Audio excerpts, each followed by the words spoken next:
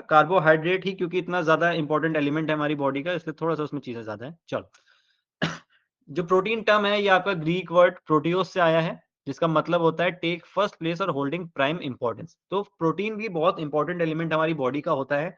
हमारी बॉडी में जो मसल्स हैं जिनसे हम काम कर रहे हैं वो टोटली डिपेंडेंट होती हैं प्रोटीन के ऊपर, क्योंकि प्रोटीन ही है जो उनको बिल्ड करता है और उनकी रिपेयरमेंट में हमको हेल्प करता है। तो प्रोटीन बहुत ज्यादा इंपॉर्टेंट पार्ट प्ले करेगा। The term protein was given by Berzelius. तो बर्जिलियस नाम के एक व्यक्ति थे जिन्होंने प्रोटीन टर्म हमें दिया था। प्रोटीन को हम पॉलीपेप्टाइड्स भी बोल सकते हैं, ठीक है। तो ये नाम भी जरूर याद रखना, इसका सेकेंडरी नेम भी किसी तरीके से भी आपके पेपर में आ सकता है कि पॉलीपेप्टाइड्स किसको बोला जाता है। तो प्रोटीन को हम लोग पॉलीपेप्टाइड्स भी बोल सकते हैं, ठीक है। Proteins are made up of small units called amino acids. तो हमने ऊपर देखा था अभी हमने कि जब कार्बोहाइड्रेट्स हेल्प कर रहे थे एमिनो एसिड्स में, तो मैंने आपको बताया था कि एमिनो एसिड्स बेसिकली प्रोटीन ही होते हैं। तो प्रोटीन स्मॉल यूनिट्स से बना होता है जो कि कहलाते हैं एमिनो एसिड्स, जिनके बारे में अभी हम आगे पढ़ेंगे। Basic structure of protein is amino acids that contain carbon, oxygen, hydrogen और नाइट्रोजन। तो देखो यहाँ पे नाइट्रोजन एक एक्स्ट्रा ऐड हो गया। बाकी कार्बोहाइड्रेट्स में और फैट में आपका कार्बन, ऑक्सीजन और हाइड्रोजन ये तीन चीज होती हैं, और प्रोटीन में आपका नाइट्रोजन भी इन्वॉल्व हो जाता है, ठीक है। Protein constitute 20% of the body weight. तो आपका जो बॉडी वेट है उसका 20% आपका प्रोटीन होता है, ठीक है। There are approx 20 amino acids. तो हमने ऊपर जो पढ़ा था कि प्रोटीन हमारे स्मॉल यूनिट से बना होता है जिनको हम एमिनो एसिड्स बोलते हैं। तो हमारी बॉडी में जनरली 20 एमिनो एसिड्स होते हैं, जिसमें से हमारी जो ह्यूमन बॉडी है वो 13 नॉन एसेंशियल एमिनो एसिड्स बनाती है, जिनके नाम यहाँ पे दिए हुए हैं। नाम याद करने की इतना जरूरत नहीं है, पेपर में आपके नहीं आते हैं, ठीक है। और 9 एसेंशियल अमीनो एसिड्स होते हैं जो कि हमें अपनी डाइट से लेने पड़ते हैं, ठीक है। सॉरी, ये जो नॉन एसेंशियल है ये हमारी बॉडी बनाती है, ठीक है, मेड बाय बॉडी, यानी हमारी बॉडी खुद ही इनको कंट्रोल कर लेती है। ये जो हमारे 13 नॉन एसेंशियल हैं इनको बॉडी खुद ही बनाएगी और खुद ही अपनी तरीके से यूज कर लेगी जिस भी प्रोसेस में इनकी जरूरत पड़ेगी। एंजाइम्स के लिए जरूरत पड़ रही है आपकी बॉडी को, वायरसेस से डिफेंड करने की जरूरत पड़ रही है, हार्मोन्स में प्रोड्यूस करने की जरूरत पड़ रही है, तो ये आपकी body non essential amino acids को खुद बनाएगी। बल्कि ये जो एसेंशियल एमिनो एसिड्स होते हैं ये हमें अपनी डाइट में से लेने पड़ते हैं, ठीक है। ये हमें अपनी डाइट से लेने पड़ते हैं, ठीक है। अच्छा, किसी ने वो देखा है क्या कि वे प्रोटीन का एक BCAA करके आता है? वो देखा है किसी ने? जनरली देखा ही होगा आप लोग ने। देखा है किसी ने यूज किया है, कोई यूज कर रहा है? तो BCAA क्या होता है? ब्रांच चेन्ड अमीनो एसिड्स, ठीक है। तो कुछ ब्रांचेस की चेन होती है अमीनो एसिड्स की, जिनको हम कंज्यूम करते हैं क्योंकि वो हमारी बॉडी में जरूरत पड़ती है। और आपका जो BCAA होता है उसके अंदर देखो क्या क्या होता है, आइसोल्यूसिन होता है, ल्यूसिन होता है और वेलाइन होता है, आई थिंक, है ना। एक बार चेक कर लेना। वेलाइन, ये तीन चीजें मेरे ख्याल से उसके अंदर होती हैं BCAA के अंदर, जो आप कंज्यूम करते हुए कहा वेलिन होता है ना, RN भी कह रहे, ठीक है। तो वेलाइन उसके अंदर होता है। तो आइसोल्यूसिन, ल्यूसिन और वेलाइन, अब तीनों ये देखो क्या है, एसेंशियल है। एसेंशियल का क्या मतलब हो गया कि जिनकी हमारी बॉडी को जरूरत है, जो हम अपनी डाइट से लेते हैं। तो हम BCAA का यूज करके इन तीन इंपॉर्टेंट एलिमेंट्स को या फिर अमीनो एसिड्स को कंज्यूम कर लेते हैं। बाकी जितने भी अमीनो एसिड्स है ना, ये कहीं ना कहीं हमारे फूड से हमको मिल जाते हैं। हमें कोई पर्टिकुलर फूड की जिसमें जरूरत नहीं पड़ती है। जो नॉन वेजिटेरियन है वो फिश कंज्यूम करते हैं, रेड मीट कंज्यूम करते हैं, एग्स कंज्यूम करते हैं, तो उनसे ही आ जाता है। मिल्क में बहुत सारे इनमें अमीनो एसिड्स होते हैं, तो आपको किसी ना किसी फूड के थ्रू ये सारे एसेंशियल अमीनो एसिड्स मिल ही जाते हैं, ठीक है। तो आपको किसी पर्टिकुलर खाने या इसके पीछे जाने की जरूरत नहीं पड़ती, ठीक है। तो ये हमारे, ये नंबर से याद कर लेना कि 13 नॉन एसेंशियल हैं और 9 एसेंशियल एमिनो एसिड्स होते हैं, ठीक है। अच्छा, एक कंफ्यूजन हो सकती है कि 13 और 9 टोटल 21 हो रहे हैं, लेकिन हमने पढ़ा 20। तो ये जो आपका टायरोसिन है ना, या टायरोसाइन बोल लो, ये आपका फेनिलएलाइन का ही एक पार्ट होता है, ठीक है, जो आपका एक एसेंशियल एमिनो एसिड है। फिनाइलएलाइन या फेनिलएलानाइन, जो भी आप इसको प्रोनाउंस कर लो, तो ये आपका जो नॉन एसेंशियल होता है टायरोसाइन, इसी का ये पार्ट होता है, ठीक है। इसलिए हम इसको जनरली टोटल में काउंट नहीं करते, बट जब हम इनको एसेंशियल और नॉन एसेंशियल में डिस्क्रिमिनेट करते हैं या फिर अलग अलग करते हैं, डिफरेंशिएट करते हैं, नॉट डिस्क्रिमिनेट, तो आपका ये 13 और 9 का कॉम्बिनेशन बन जाता है, ठीक है। चलो, प्रोटीन के बारे में कुछ और चीजें पढ़ लेते हैं। प्रोटीन रिक्वायर्ड 0.8 ग्राम ऑफ पर किलोग्राम बॉडी वेट। अच्छा, कल मैंने आपको एक बात बताई थी कि ये जो नंबर्स हैं, ये डिपेंड करेंगे इंडिविजुअल टू इंडिविजुअल। तो 0.8 ग्राम जो प्रोटीन है, ये जनरली आपके एक सेडेंटरी लाइफ के इंसान को बोला जाता है, जिसका फिर से 9 टू 5 वाला जॉब है, वो 0.8 ग्राम ले लेगा। अब तो 0.8 ग्राम भी नहीं, मेरे ख्याल से 1 ग्राम बोला जाता है पर किलोग्राम बॉडी वेट। अगर आपका बॉडी वेट 70 किलो का है, तो आप दिन में 70 ग्राम प्रोटीन कंज्यूम करो। ये सेडेंटरी लाइफ वालों के लिए, एकदम नॉर्मल लोगों के लिए। फिर अगर आप किसी ऐसे गेम में हो जहाँ पे आपको मसल स्ट्रेंथ की बहुत ज़्यादा ज़रूरत है, जैसे कि वेट लिफ्टिंग हो गया, तो वहाँ तो लोग 2-2 ग्राम प्रोटीन कंज़्यूम करते हैं पर बॉडी वेट, ठीक है? पर बॉडी वेट के हिसाब से वो 2 ग्राम प्रोटीन भी कंज़्यूम करते हैं। यानी कि अगर कोई वेट लिफ्टर है 80 किलोग्राम का, तो वो दिन का 160 ग्राम प्रोटीन भी कंज़्यूम कर सकता है। और जो हमारे जैसे एथलीट्स होते हैं, जो टीम गेम के हैं या फिर रैकेट गेम्स के हैं, इंडिविजुअल गेम्स के हैं, वो 1 ग्राम से ज़्यादा और 2 ग्राम से कम, कहीं 1.4 या 1.5 या 1.2, डिपेंड करेगा कि उन्हें कितना ज़्यादा उनका वर्कआउट है, कितना उन्हें मसल बिल्डिंग की ज़रूरत है, उसके अकॉर्डिंग आप इसको कंज़्यूम कर सकते हैं, ठीक है? फिर अगर हमको प्रोटीन की डेफिशिएंसी होती है, यानी कि प्रोटीन की कमी होती है, तो ये 2 बहुत फेमस बीमारियाँ हैं, मैरास्मस और क्वार्शियोर। ये 2 हमें होती हैं, इन दोनों का नाम याद कर लेना, एग्ज़ाम्स में ये ज़रूर आती है, ठीक है? फिर है, अ pregnant woman and small children much need more protein in their diet. अब ये बहुत बेसिक सी चीज़ है कि जो प्रेग्नेंट वुमेन होती हैं, उनके अंदर जो फीटस है, यानी कि जो बच्चा बर्थ ले रहा है, जो बॉर्न हो रहा है, उसकी भी कहीं न कहीं बोन्स तो डेवलप करनी है। इवन वो जो वुमेन हैं, उनकी भी बोन्स को डेवलप करना है, क्योंकि बहुत कमज़ोरी आ जाती है, बहुत सारी डिफ़ॉर्मिटीज़ आना शुरू हो जाती हैं ऐसे ऐसे सिचुएशन में, जब एक लेडी प्रेग्नेंट होती है। तो उस कंडीशन में प्रोटीन को कंज़्यूम करना बहुत ज़्यादा ज़रूरी हो जाता है, ताकि जो मदर है उनकी हेल्थ, साथ में जो बेबी जो बर्थ लेने वाला है, उसकी भी बोन्स के ऊपर कोई नेगेटिव असर ना पड़े, इसलिए आप उनको प्रोटीन कंज्यूम कराते हो। और जो स्मॉल चिल्ड्रन होते हैं, उनकी बोन्स डेवलपिंग स्टेज पे होती हैं, वो डेवलप हो रही होती हैं। हमारे जो लिगामेंट्स होते हैं, जो टेंडन्स होते हैं, जो फाइबर्स होते हैं, वो सब डेवलप हो रहे होते हैं, और वो सब किसकी मदद से स्ट्रॉन्ग होंगे? प्रोटीन की मदद से। तो जो छोटे बच्चे हैं, उनको भी ज़्यादा मात्रा में इसीलिए प्रोटीन डाइट में ऐड किया जाता है, ठीक है? सोयाबीन जो होता है, ये रिचेस्ट सोर्स ऑफ प्रोटीन होता है, ठीक है? अदर सोर्स आपके मिल्क हो गया, चीज़, पल्सेस जो दाल वगैरह होते हैं, आलमंड्स हो गए, अखरोट, fish, egg, beans, peanut etcetera, sources होते हैं, ठीक है? किसी का माइक खुला है, प्लीज़ बंद कर लो। ठीक है, अब हम बात कर लेते हैं प्रोटीन के फंक्शंस की, कि प्रोटीन के फंक्शंस क्या-क्या हैं?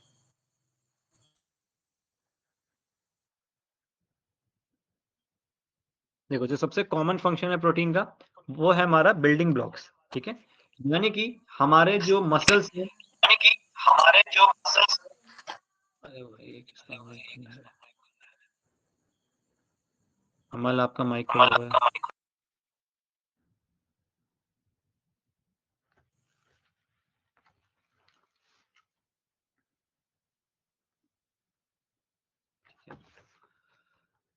ठीक है, तो जो सबसे बेसिक हमारा फंक्शन होता है प्रोटीन का, वो होता है बिल्डिंग ब्लॉक्स का, ठीक है? यानी कि हमारी जो मसल्स हम यूज़ कर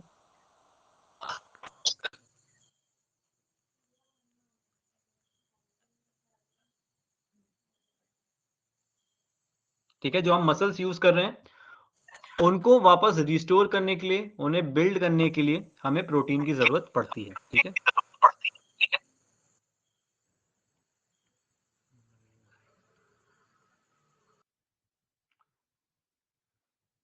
यार, आप लोग इतने सीनियर हो, मेरा मन नहीं करता माइक ऐसे ऑफ करने का, पर आप ऐसे ओपन कर रहे हो, मैं बार-बार मना कर रहा हूँ उसके बाद भी। मैं चाहता हूँ कि आप लोग इंटरैक्ट करो, मैं इसलिए माइक ओपन करके रखता हूँ, बट आप ऐसे टाइम पे ओपन करो जब मैं मना कर रहा हूँ, पढ़ा रहा हूँ। चलो, ठीक है। ठीक है, तो पहला हमारा हो गया। सेकंड है रिपेयर एंड मेंटेन, तो ये हमारे मसल्स को रिपेयर करने में, मेंटेन करने में काम करती है। Help in formation of enzyme and hormones, ठीक है? अच्छा, अब एंजाइम्स क्या होते हैं? टाइप करके बताओ, माइक तो मैंने ऑफ कर दिया है भाई सबका। फटाफट टाइप करके बता दो ज़रा, एंजाइम्स क्या होते हैं? शॉर्ट में लिख दो फटाफट, एंजाइम्स क्या होते हैं?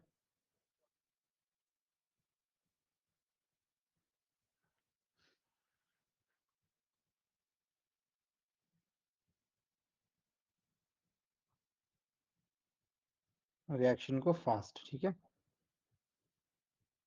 देखो, एंजाइम्स बेसिकली क्या होते हैं कि जो भी हमारी बॉडी में केमिकल रिएक्शंस होते हैं, उनको कहीं न कहीं ये तेज करने में हेल्प करते हैं। और एंजाइम्स जो होते हैं ये हमारे जनरली प्रोटीन ही होते हैं, ठीक है। तो जो भी एंजाइम्स हैं, यानी कि अगर हमारे बॉडी में किसी तरह का डाइजेशन हो रहा है, ठीक है, डाइजेशन का जो प्रोसेस है, एनर्जी प्रोडक्शन जो हमारी बॉडी में हो रही है, इनको तेज करने का जो काम होता है वो हमारा एंजाइम्स का ही होता है, ठीक है। अच्छा, इसका एग्जांपल क्या ले सकते हैं? जो कार्बोहाइड्रेट्स को एंजाइम ब्रेक डाउन करता है उसका नाम पता है किसी को?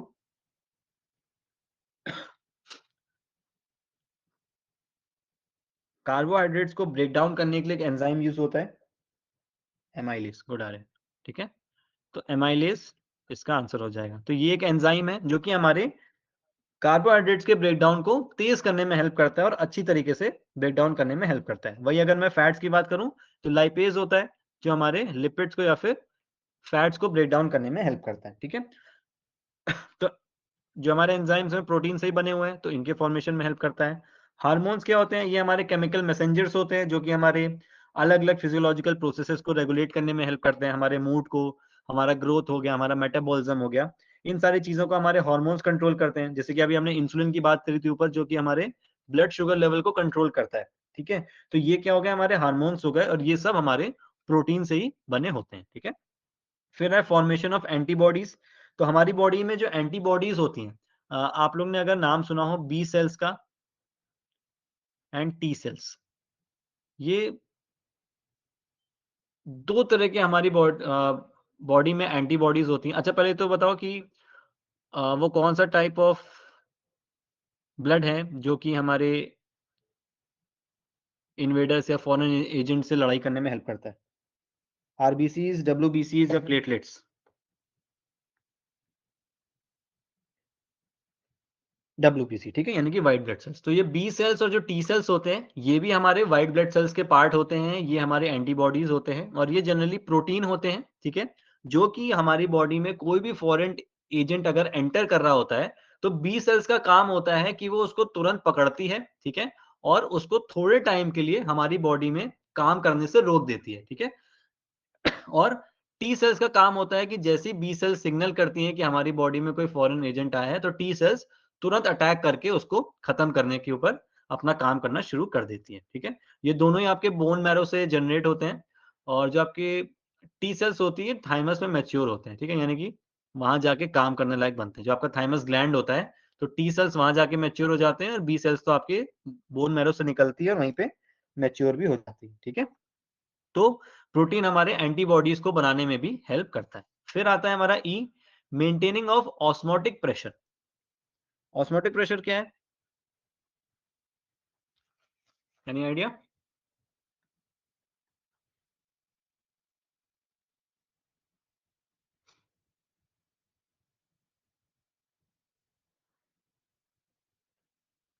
देखो, जनरली हमारी बॉडी में जो ब्लड स्ट्रीम होती है, ठीक है, उसमें जो भी लिक्विड फ्लो कर रहा होता है तो उस वो जो लिक्विड होता है वो अट्रैक्ट होता है ऐसी जगह पे जहां पे प्रोटीन और सॉल्ट होते हैं, क्योंकि लिक्विड का बेसिकली जो हमारी बॉडी में या वाटर का हमारा जो काम है वो है चीजों को न्यूट्रलाइज करना, बैलेंस बना के रखना। तो अगर हमारे ब्लड वेसल्स में एक प्रोटीन होता है जिसको हम कहते हैं एल्ब्यूमिन,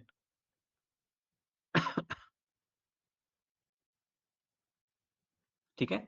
तो ये जो एल्ब्यूमिन होता है ये हमारे ब्लड वेसल्स में होता है, ठीक है, जैसे यहाँ पे है, यहाँ पे अटैच्ड है, यहाँ अटैच है। तो हमारी बॉडी जो हमारा ब्लड वेसल्स है उसमें जो फ्लो हो रहा है लिक्विड का, वो क्या करती है, वो इन प्रोटीन्स की तरफ अट्रैक्ट होती है, ठीक है, यहाँ पे अट्रैक्ट होती है, यहाँ पे अट्रैक्ट होती है, जिसकी वजह से ये जो ब्लड फ्लो है या फिर जो हमारा फ्लो हो रहा है लिक्विड का, वो कहीं भी अपनी मर्जी से नहीं जा पाता है। क्योंकि अगर खुद सोचो ये ब्लड फ्लो अगर या फिर हमारा जो लिक्विड है या वाटर है, अगर ये हमारे टिश्यू से अपनी मर्जी से मूव करने लगा तो ये हमको स्वेलिंग कर सकता है उस पर्टिकुलर एरिया में।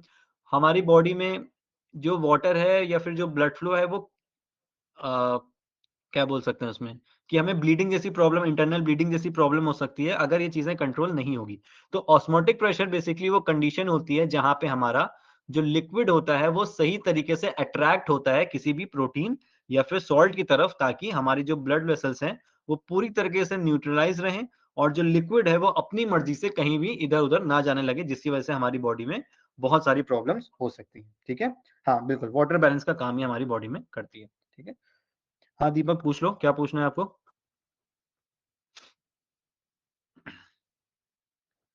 समझ में आया ये? प्रोटीन का समझ में आया? प्रोटीन इतना ही है, इससे ज्यादा प्रोटीन में नहीं है कुछ।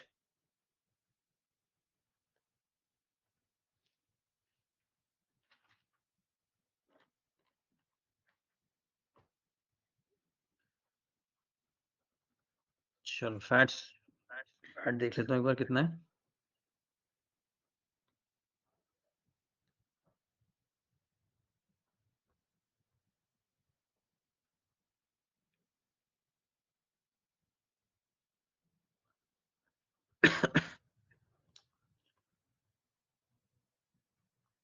चलो फैट्स की तरफ से स्टार्ट कर देते हैं, अगर हो पाए तो फटाफट कर लेंगे, ठीक है। चलो जो फैट्स हैं ये कॉम्प्लेक्स मॉलिक्यूल हैं जो कि हमारे फैटी एसिड्स और ग्लिसरॉल से मिलकर बने होते हैं, ठीक है। फैट्स को हम ट्राइग्लिसराइड्स बोल सकते हैं, जैसे कि हम ऊपर प्रोटीन को देख रहे थे कि ये पॉलीपेप्टाइड्स होते थे, तो फैट्स को हम ट्राइग्लिसराइड्स भी बोल सकते हैं, ठीक है। फैट्स में भी मैंने ऊपर आपको बताया था कि कार्बोहाइड्रेट्स में कार्बन, हाइड्रोजन और ऑक्सीजन होता है, और फैट्स में भी कार्बन, हाइड्रोजन और ऑक्सीजन होता है, और जो हमारा प्रोटीन होता है उसमें सिर्फ नाइट्रोजन ऐड हो जाता है, ठीक है। 1 gram of fat provides double the energy provided by 1 gram of carbohydrate. क्यों? क्योंकि कार्बोहाइड्रेट्स आपको 1 ग्राम में 4 किलो कैलोरीज देता है, जबकि फैट आपको 9 कैलोरीज प्रोवाइड करता है, ठीक है। तो ये आपका डबल हो गया, या डबल से भी ज्यादा हो गया। अब our body store fat, they work as energy bank. तो हमारी जो बॉडी है वो फैट को स्टोर करती है, और ये एक एनर्जी बैंक मदद करते हैं, क्योंकि आप सबको पता है कि जब हमारा ग्लूकोज या फिर जो ग्लाइकोजन स्टोर होता है जब वो खत्म हो जाता है हमारी बॉडी में, तो हमको जो एनर्जी प्रोवाइड कर रहा है वो हमें फैट्स प्रोवाइड कर रहा है, ठीक है। Our body store fat under skin and also in the regions of the kidneys and liver। तो जो फैट है वो कहाँ का स्टोर हो सकता है? आपकी स्किन के अंदर, आपकी किडनीज में और आपके लिवर के एरिया में आपका जो फैट है वो स्टोर होता है, ठीक है।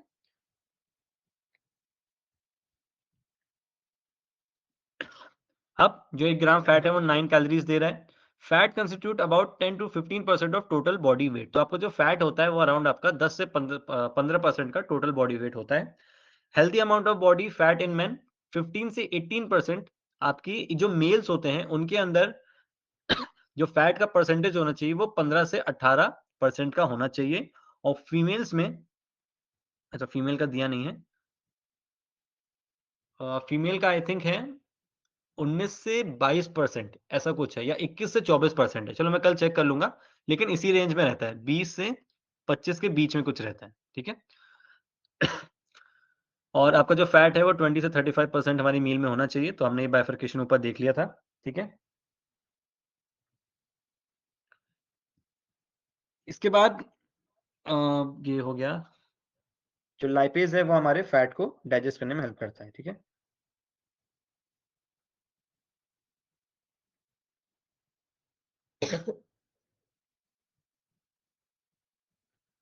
चलो ठीक है, लाइपेज फैट को डाइजेस्ट करने में हेल्प करता है। अब हम बात कर लेते हैं कि हमारे जो फैट्स होते हैं वो कितने तरीके के होते हैं। तो ये हमारे हैं बेसिकली दो तरीके से। पहला है अनसैचुरेटेड फैटी एसिड्स, और सेकंड है सैचुरेटेड फैटी एसिड्स, ठीक है।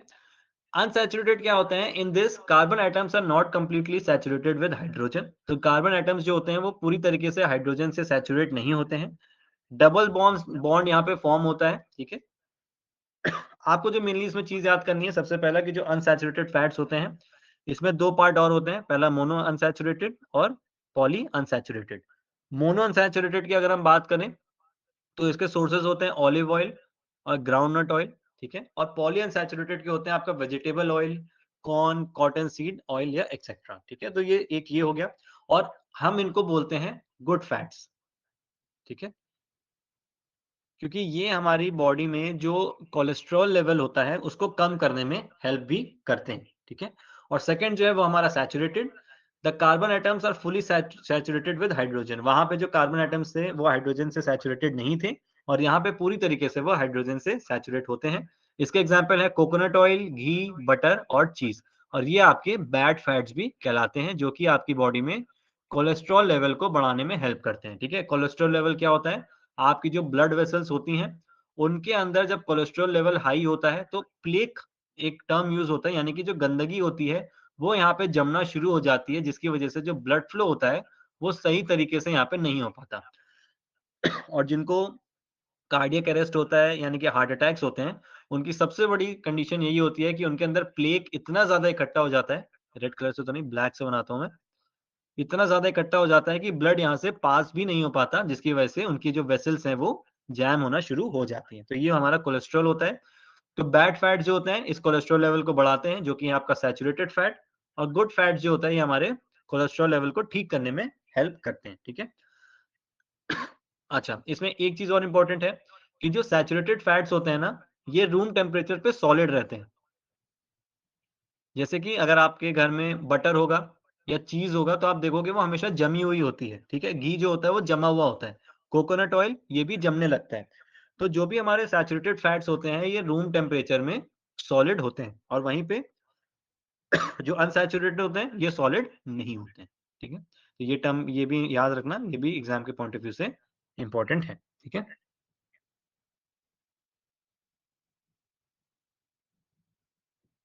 चलो।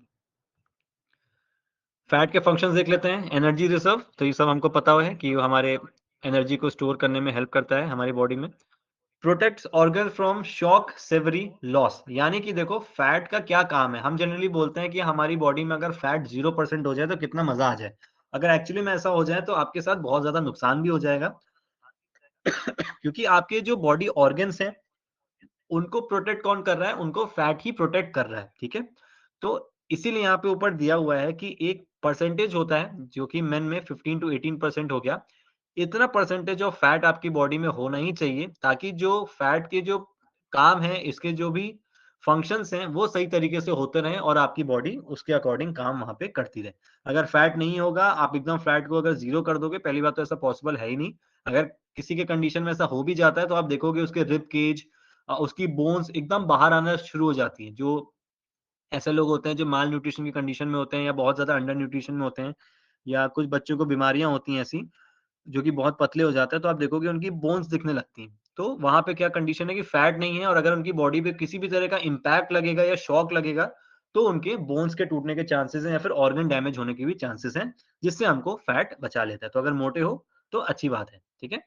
फिर है स्टोर फैट सॉल्युबल विटामिन्स, और जब हम विटामिन्स के बारे में पढ़ेंगे, तो हमारे जो vitamin A, B, C, D, E और के होते हैं, उसमें हमारा जो विटामिन ए, डी, ई और के होते हैं, ये हमारे फैट सॉल्युबल होते हैं, यानी कि जो फैट होता है हमारी बॉडी में, ये इन्हें सिंथेसाइज़ करने में हेल्प करता है, और जो बी और सी बचे हैं, ये हमारे वाटर सॉल्युबल होते हैं, ठीक है? यानी कि ये पानी की मदद से बॉडी में सिंथेसाइज़ होते हैं। ये हम विटामिन वाले पार्ट में अच्छे से पढ़ेंगे, ठीक है?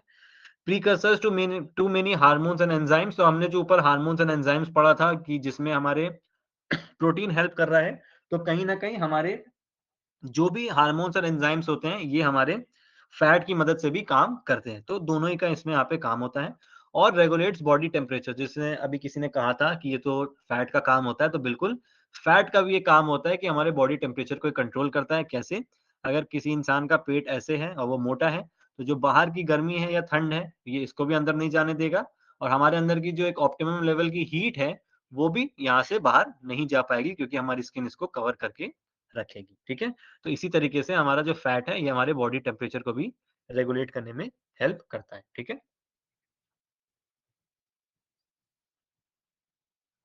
चलो, ठीक है। ये समझ में आ गया? फैट समझ में आया?